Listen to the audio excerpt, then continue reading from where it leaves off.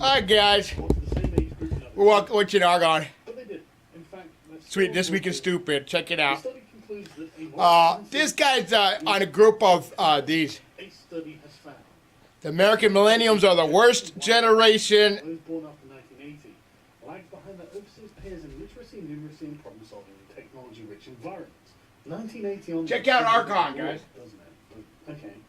We really thought US millennials would do better than the general adult population, either compared to older co-workers in the US or to the same age group in other countries. But they did. In fact, their scores were abysmal. The study concludes that a more expensive and expansive education may not hold all the answers. Yet maybe it's not how much they've learned, but what they have learned. Personally, I'm of the opinion that kids today need to learn that words cannot hurt you. They don't hurt. There is no chance a word can do you any damage. Not at all. So, for example, Google won't be like, we need a spell checker for hate. We need to write algorithms that will go through everything that is said online. That's crazy. And prune out anything deemed to be Then you should go through colleges and take out everything that doesn't help you in the future. God forbid they read something they don't like. I mean, they're going to be recommending something stupid next, like troll insurance. Of course they're offering troll insurance. Of course they are. Why wouldn't they? Apparently claims of up to £50,000 can be made for counselling, relocation, or time spent off work. Steady on, ladies. That means you're going to be fighting your insurer to prove that you have been cyberbullied or harassed or whatever claims you're making. Basically, what I'm saying is they're not going to listen and believe. They are filling a hole in the market. They aren't one of your disciples. So you might want to think twice before you sign up. And on that note, a tyrannical cyberbullying law in Canada has just been rejected. Nice. A judge struck down a Nova Scotia law inspired by the death of Rita Parsons on constitutional grounds on Friday, ruling it violates the Charter of Rights to Freedom of Expression and Liberty. Wow, it's nice to know that there are some people with power who are still concerned about things like freedom of expression and liberty. The Crown, which is the people proposing the law, said the Supreme Court of Canada has recognised freedom of expression is not an absolute right, and some limits must be placed on fundamental rights when social values conflict, which is pretty standard SJW rhetoric when attempting to curtail someone's freedoms. However, the opposition pointed out that the law doesn't clearly spell out what is prohibited, and simply gives the impression that thou shalt not hurt anyone's feelings online, which is precisely what they want. Because ultimately what this will mean is don't you dare disagree, or else you're going to be in a lot of trouble. Which is exactly what happened to Gregory Allen Elliott, a Canadian man who was dragged through their court system for 3 years and, get this, banned from using the internet. What? Because he dared disagreed with a few professional feminists online. There is a link to his fundraiser below. Professional lesbians online. To help donate to his legal costs. When it reaches $75,000, I'll be dyeing my beard pink. And I really wish I'd said I'd do this when it reached 100,000 because it's getting ominously close to the 75,000 mark. And I can't be bothered to dye my fucking beard pink. I'd have to bleach it first and then dye it. And then I would have to look gay for ages.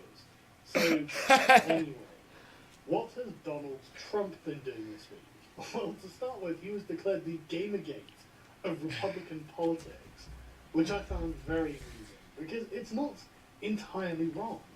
The article spends a lot of time detailing how Trump is not politically correct, and then says each of these outbursts was hailed as the certain end of his campaign.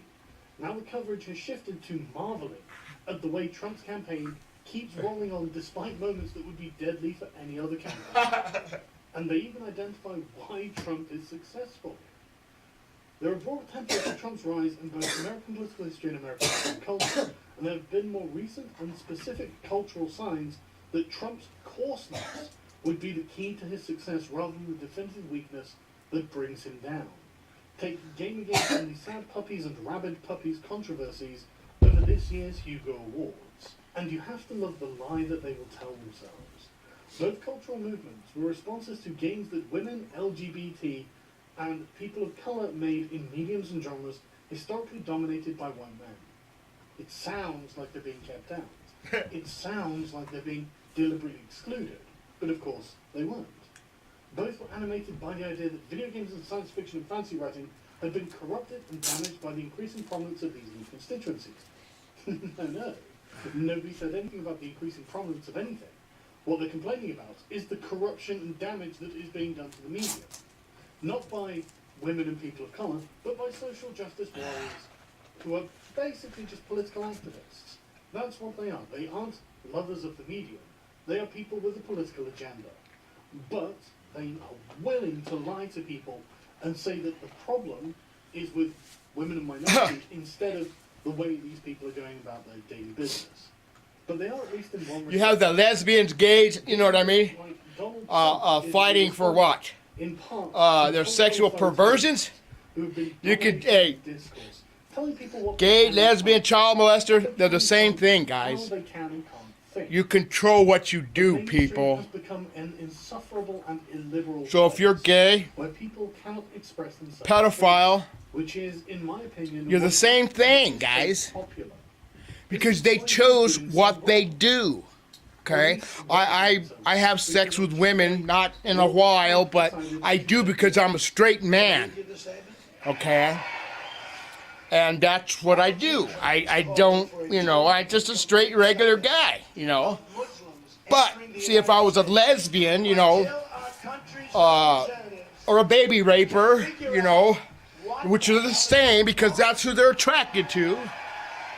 There's no difference between a baby raper and a child molester and someone that thinks that they should have sex with the same sex. It's the same, guys. It's a choice you make, guys.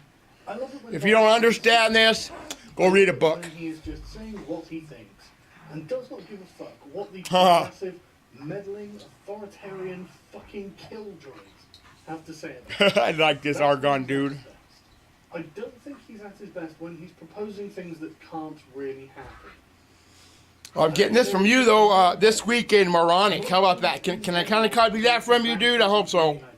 We'll put it down as this week in Moronic or whatever. What other people think about the things You're a pretty good reporter, dude. I do think it's worth bearing in mind that saying things like this is probably going to put off a lot of swing voters.